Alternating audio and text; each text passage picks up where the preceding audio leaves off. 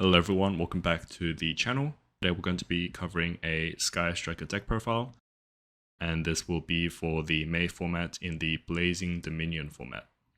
So this is after the May ban list, and I wanted to share with you guys my profile, which I have been bringing to a couple of locals recently, a couple of wins here and there, and then I've also got some more experience to talk about, just so I can discuss maybe some key cards that I'll consider switching out, some harder matchups, and the reason why I'm not including or I am including some certain cards. So before we jump into the profile itself, let's discuss what is meta, because for the most part you can copy this list later on down the line and it might do okay, but the key factors of the non-engine cards are typically based on what is currently meta. So I think if you have an understanding of what is currently meta and what cards are good against those and what you can put into your own deck without clunking it up too much, that will be the best way of building a deck. So this current meta, from what I've seen, is primarily cool tunes, a lot of Sky Striker, so you will need to learn the mirror match. Branded Dracotale just won the YCS. I was meant to record this like a week or two ago, but I was sick unfortunately, and I've waited long enough, and now YCS Columbus has just happened where Jesse Cotton took first place. And so I'm sure there'll be some influence there where some people will pick back up the Branded Dracotale deck just to play it, even though it got hit on the ban list pretty hard. And then next up we have Doom Z. I think Doom Z is a pretty slept on meta contender. I am from Sydney, and so a couple of the locals that I've run into there have been playing Doom Z, and it has an in-engine draw, which is really annoying, as well as a couple of negates, so sometimes the matchup can get pretty rough, especially if you're going second. VSK9 is still a real deck, and then pure branded without the Dracotale cards. That's also a consideration, and it causes for some very grindy games. And that's something that I quite enjoy about this format, the grindy part.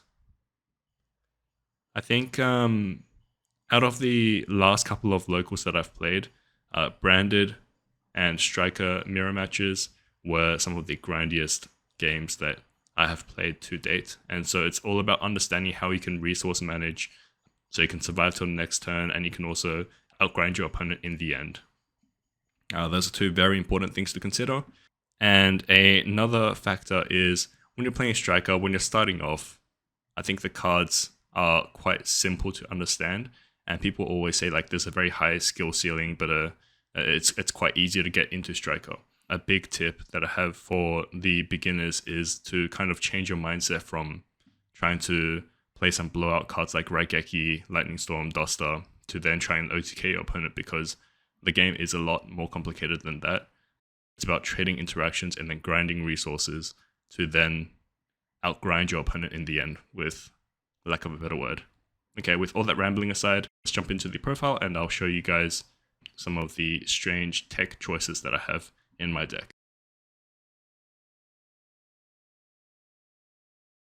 Starting off with the main deck, we have Triple Ray, 1 Rose, 1 Pillar of the Future Cyanos, Triple Ash, Double Draw, and then for these spells we have Triple Engage, Triple Wither Anchor, Triple Linkage, 1 Lemniscate, 1 Hornet Drones, 1 Shock Cannon, 1 Eagle Booster, and then for some searches and draws we have Roto, Triple Upstart, Triple Radiant Typhoon Vision, 1 MST, and then for the board breakers, and thanks to Frank for lending me the shiny Fallen Virtuouses, we have Triple FMV, Triple Droplet, 2 Forbidden Crowns, 1 Chord Buy, and 1 Talents.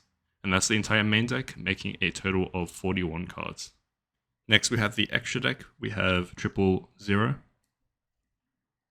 Triple Kagari, 1 Hayate, 1 Shizuku, 1 Amatsu, 1 Camellia, 1 Azalea, 1 Zeke, 1 SP, 1 Ecclesia, and Albion the Branded Dragon. Finally, for the side deck, we have 1 Judgment, 2 Solemn Accusations, 1 DDG, double Thrust, triple Evenly, double Lightning Storm, 1 Duster, Crossout, 1 Bell, and a Hamp.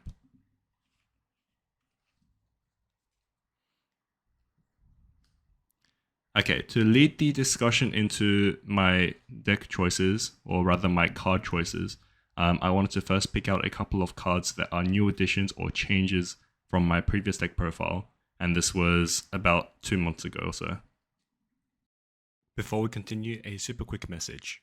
If you would like to support the channel, head on over to tacticaltcg.com.au. This is an Australian-based singles, sealed and accessories site run by my mate Brody, and is primarily Yu-Gi-Oh focused. All prices are in Australian dollars, and for my international friends, check his shipping tab for more information. All of his pre-release cards and sealed pre-orders are nice Euro prints, so you can have beautifully saturated cards delivered by a trusty source. There are still a few overframes and starlights from Rarity 5 left, so use this code 2GRIFFIN, TOGRIFFIN, in caps for 5% off any purchase above $20 Australian at the checkout.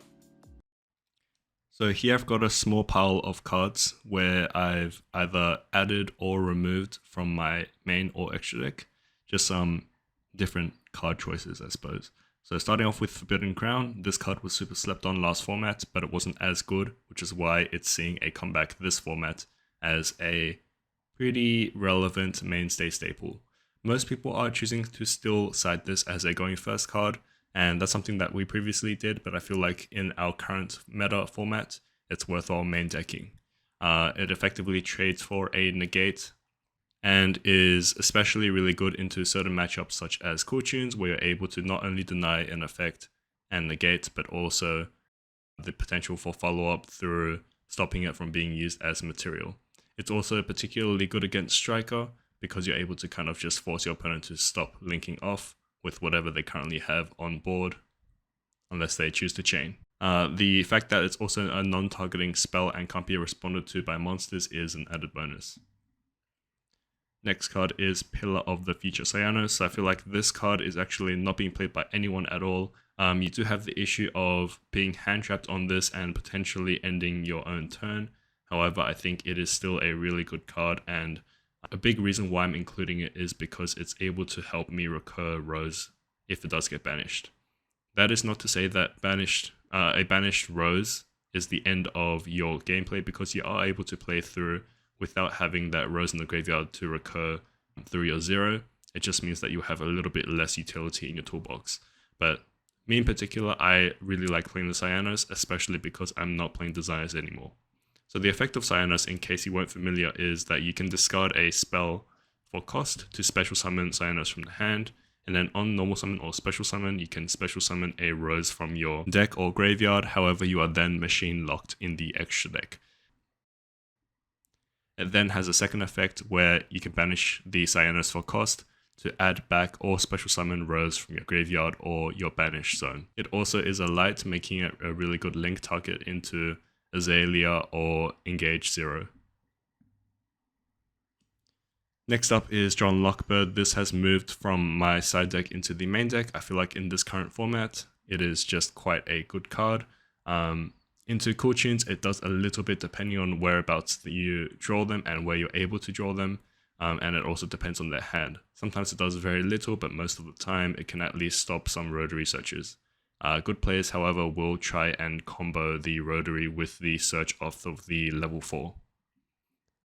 Aside from Cool Tunes, it's really good into Striker, as I'm sure you're very well aware if you play the deck, and into Doomsday, it's pretty decent as well. Next up is Desires. I feel like the cost of banishing 10 cards face down and potentially hitting multiples of some of your key cards just makes the grind game really poor. In a format like this, where you're facing off against quite a few branded and striker players, having that grind game, having that Lemnis Gate is fairly important, and so I think Desires is just not worth the risk overall.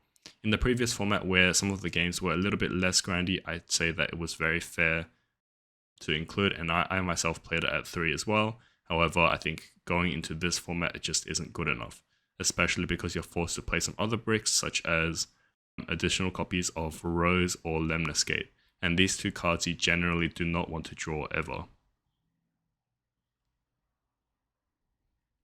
Next up we have Combined Maneuver Engage 0. So this is a new Link 2 that came out in the Legendary Striker deck, and I think it's a little bit situational. And the only other card I'd have this in contention with is SP Little Knight. I've tried both out, and I think SP in the long run will just net a little bit more usage than Engage 0, simply because the arrows are very awkward to point to, and you have to linkage this off as opposed to your traditional linking off. Engage 0 does have a pretty powerful second effect of being able to board wipe your opponent once you have both Ray and Rose in the graveyard. However, the first effect rarely and has pretty much never come up for me personally. And I think SP Little Knight overall just has more usage, regardless of being locked out of anything but machines.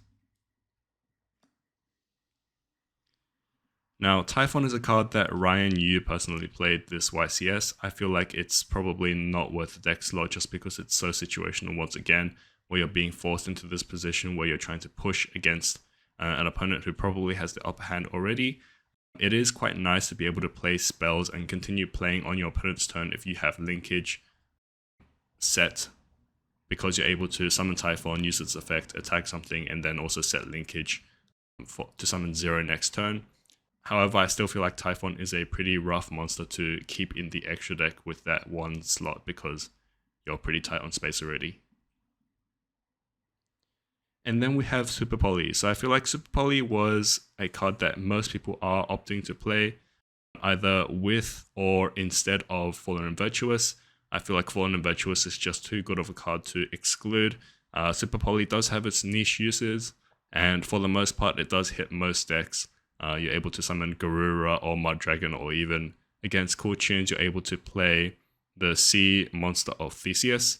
I feel like that card is super cope. Playing this into Cool Tunes just for Theseus is not as good as you think. You summon the Theseus into your extra monster zone, and then you essentially clog yourself up because you're not able to link into anything except into a Zeke. Dark Ruler No More is a card that I feel like actually has some play this format, especially against Doom Z, where they're just putting out a couple of negates that are all on the field at the same time as opposed to your traditional layered interactions. It's also decent into Cool Tunes, assuming that they don't just pop their remix in the draw phase. It does have the downside of being able to be negated by their Zaylin if they have a Cool Tunes synchro set already. The final type of card that I want to talk about is your Kaijus. So Gamma Seal is obviously the lowest attack one, therefore a decent one to include in your deck. Traditionally, people have run Dogoran alongside Heater. I don't want to run Heater anymore to risk that extra deck space just to search a Kaiju. However, I think running some Kaijus can be decent this format in place of a card like Evenly Matched. So the usage application for Kaijus this format is just for Doom Z as well as Lunalight. So Lunalight shits out a couple of towers that you cannot get over, and then Doom Z also puts out a spell canceller, which can be a really tough call for this deck, especially if they put up that spell canceller with 1 or 2 other negates. Your only real out to a spell canceller will probably be a Ray into a 0, which probably will get negated, which is why it's worthwhile considering playing Kaijus this format in particular. Other similar monsters such as Lava Golem and Sphere Mode can be considered as well.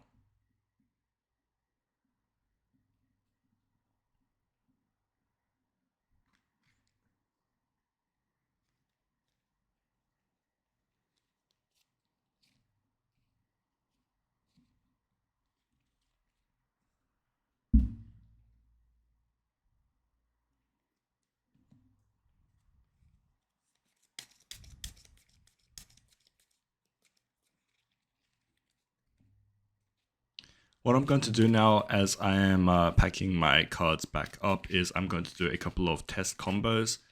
So this will just be off the rip without editing, so you can see whether or not I brick. If I brick, I'll still include it in the video just so I can showcase that the deck does indeed brick at times. but that's also to be expected when half your deck is filled with cards that will interact with your opponent, meaning if they don't play, you have a chance of not playing as well. Okay, my first starting hand, I will try and do two successful test hands. So if I draw a brick, I'll just deal another hand, and then I'll also do a hand with Camellia plus one spell just to showcase. So starting off, we have Engage, Ash, Droplet, Ray, and FMV, a really broken hand.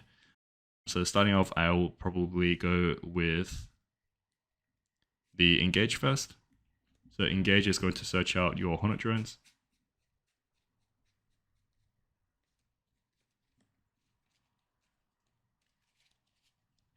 And if this will be of interest, I can also do a couple of test videos where I'll play test against some of my friends playing the meta deck, so you can learn the lineups as well as, learn the matchups as well as what to side in and out. We'll activate the Hornet Drones here to summon a token. Better yet, I will replace the token with a real token. Then we're going to go ahead and link off the token into Hayate. I'm going to normal summon my Ray and then link them both off.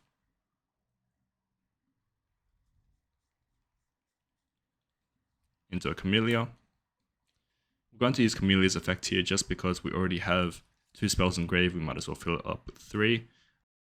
The decision here is just based on whatever you don't want at the moment. So I think a card like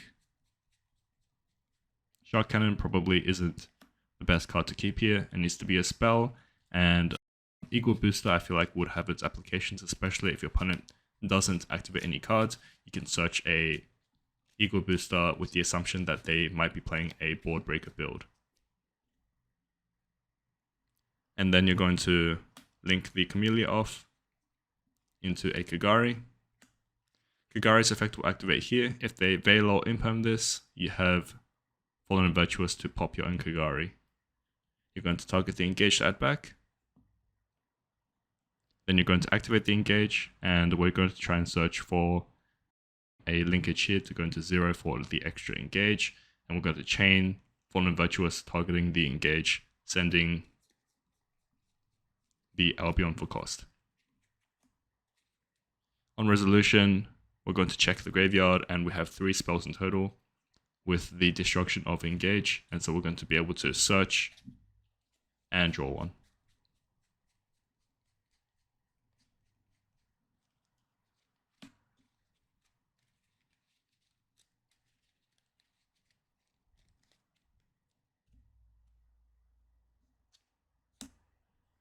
Drawing into another Ray, which is not the most useful, but good for follow-up next turn. And then we're just going to activate the linkage here, because we already have 3 links in the graveyard with the Kagari as well.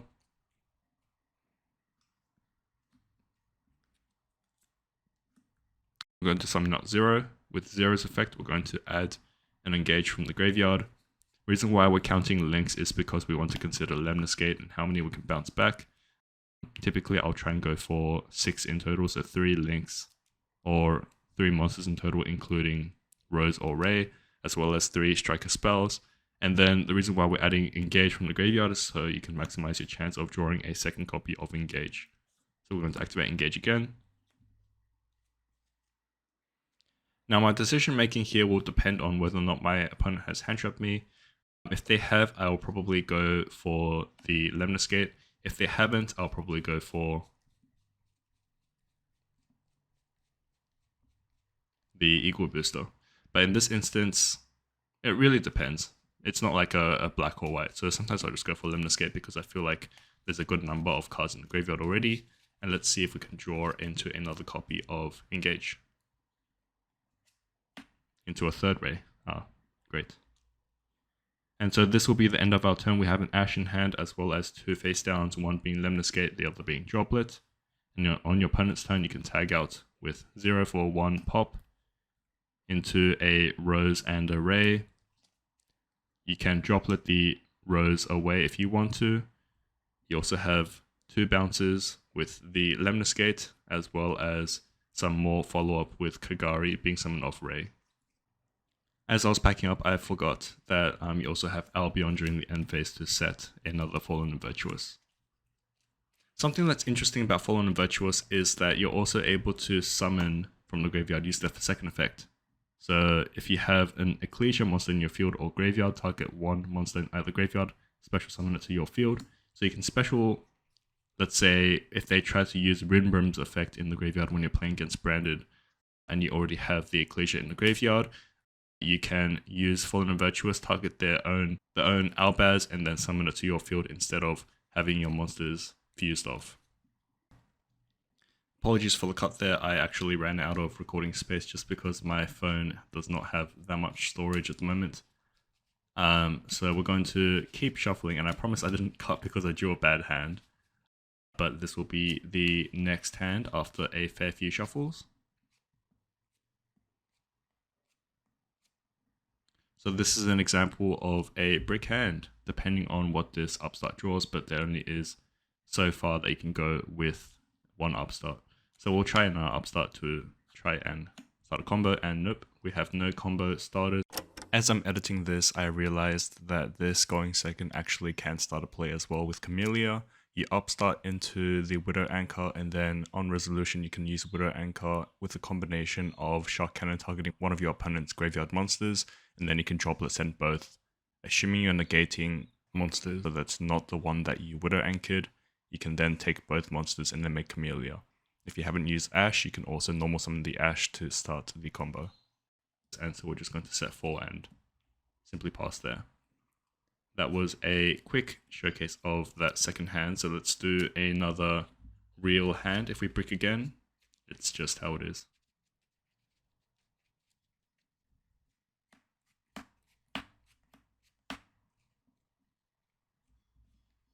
Okay, so our hand will be Anchor, MST, Upstart, Engage, and Ray. I keep drawing these two together, which is great. It's great news. I think with this hand, I will probably still start with the Engage because you bait out Ash Blossom, and you also don't get drawed as hard because Upstart is probably going to hit a random card that probably won't be as relevant. You can try and maximize the value here by trying to get that third draw in, but I think just chucking your Engage is fine here. And we're going to do the same combo as before because we have Camellia now. So we're going to search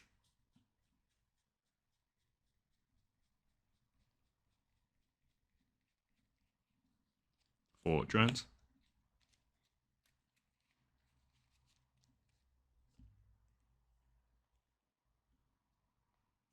On resolution, if they don't draw us, we can upstart to draw one. Of course, I somehow knew it was going to be the rose before we began. We're going to activate Hornet Drones to summon a token here. And we're not going to trigger our rose just yet. I think we'll keep our rose for one step after we summon the Amatsu. So Amatsu with the token first. And the reason why I do this is just to protect myself from Izuna. So we're going to activate the rose from hand here, summon rose onto the field. If they choose the Izuna here, then they can summon onto the field, and then when they try and dump, you can use the effect of Amatsu to pop your own monster, and then you have Rain hand to continue comboing. So after this, I'm going to link off here.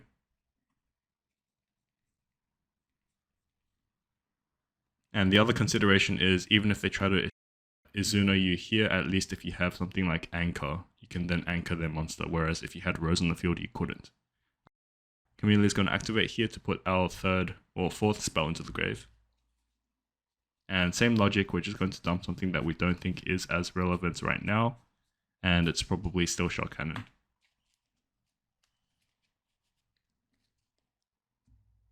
Next we're going to link off, and it's the same combo. Into Kagari, targeting Engage. Activate Engage here. And here we don't have to search for the linkage because we already have a Rain hand which we can just normal summon. So we're going to search some Interruption. When you're searching for Interruption, assuming you're guaranteed, or like more or less guaranteed, 2 engages, including the one that you're currently activating, I'd probably like to search the one-offs that I don't think I'll be able to draw. Because I run 3 Widow Anchors, my likelihood of drawing a Widow Anchor is much higher, so I'm going to search a Lemniscate first, or I'm going to search an Eagle Boosters first. And I'll just hope to draw into a Widow Anchor. Obviously, if you only have one search and you think Widow Anchor will be very useful, which most of the time it is, just search for the Widow Anchor directly. I'm going to draw one into another droplet. Then we'll go into Normal Summon Ray, link them both off, and again we have 3 links in the graveyard into a 0, and 0's effect will activate. We're going to add back that same copy of Engage from the graveyard, activate the Engage, and like I mentioned before, now I'm going to search Widow Anchor because I want to guarantee a copy, and if I draw into another one, so be it, I have 2 Widow Anchors. Into an Ash, not bad. So this is our end board. We have a Widow Anchor, Droplet, Lemniscate, MST, and Ash in hand. And then we also have 0 for the popping. Alright, this next hand is going to be with Cyanos and any spell. I feel like Cyanos is by itself just a pretty decent card, even as a starter. Now the only concern is if they Ash you or Imperm you on the summon and you only have striker spells that require an empty main monster zone to operate. So if you draw into Engage as well as Cyanos, it is a pretty good call to just use the Engage first, just to try and bait out hand traps, or also just to make sure that you have an empty monster zone so you can use it before you go through the Cyanos cards. So Cyanos will activate with any spell. This token in this instance will count as a random spell. So you're going to pitch it for cost, and then special Cyanos. Actually, I've got this Synchro Overtake just so we have a spell in the graveyard. I'll put that there in its place. So special Cyanos. Cyanos' effect is going to trigger to special Rose.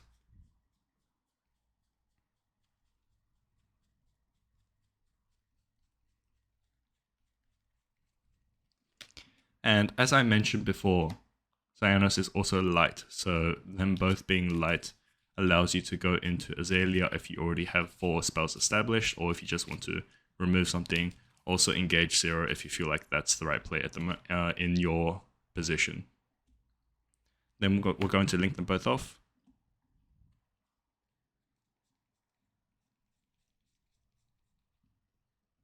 Into Camellia. Camellia is going to use its effect to dump and engage. And then we're going to use Camellia to link off into Kagari. Kagari is going to target the engage to add back. Even if you get Belled or Impermed or Veiled here, you can still use the Cyanos in the graveyard to recur the Rose. So banish for cost and then special the Rose and then link it to a 0. But let's assume it goes through. Now with this engage, I still won't search anything but a spell. I'll probably search like a follow-up spell. Or rather I'll probably still try and search interaction. So let's search Lemniscate here.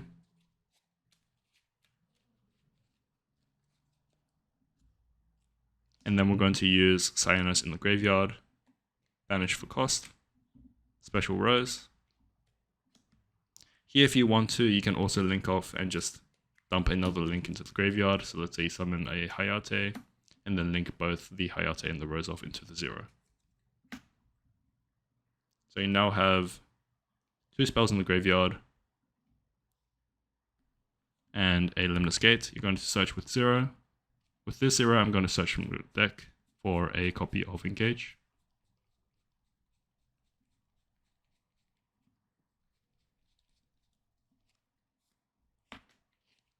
And this won't be a 3 spell Engage, but if you draw into MST or Fallen and Virtuous, you can make it the 3rd copy.